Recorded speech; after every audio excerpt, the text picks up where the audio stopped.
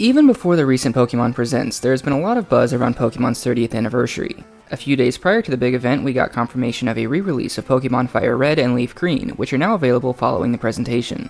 Also announced in this were a re-release, kinda, of Pokemon XD Gale of Darkness, and a new Game Boy Jukebox. Combine that with 30th anniversary logos being released for every Pokemon in the national decks, including regional variants, and it looks like this year is shaping up to be full of nostalgia. Now, I don't say that derisively. Pokemon as a franchise deserves to be celebrated for making so many people happy for 30 years, and I'm excited to see what those celebrations entail. But, that said, video games are one of the most prominent examples of lost media. If you don't have a vintage system in working condition, a whole list of games is simply inaccessible to you. And yeah, of course I think it's cool that these iconic games are going to be compatible with modern hardware, but I remember when backwards compatibility was a built-in feature. Granted, it pretty much died immediately after I got old enough to play video games, but still. I played the shit out of Fire Red as a kid, and if I wanted I could go back and play Blue or Yellow as well, on the same system. When Fire Red and Leaf Green were released, the Pokemon Company began a tradition of remaking their older games and catching them up with the mechanics and graphics of the current generation.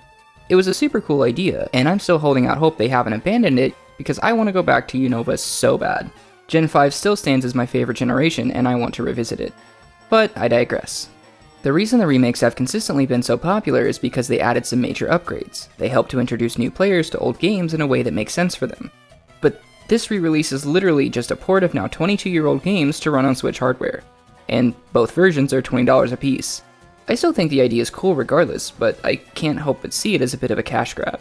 And then of course with Gale of Darkness, that is being added to Nintendo's Switch Online Plus Expansion Pack subscription and will otherwise be unplayable. It's obviously an effective marketing technique to get people to sign up for your subscription service and start raking in guaranteed revenue, but this tactic is so exhausting. Nostalgia sells, but there's a reason I don't get rid of my old consoles.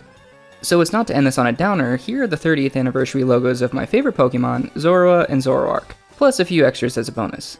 If you're still here, let me know in the comments which of the logo designs is your favorite. Happy 30 years to Pokemon.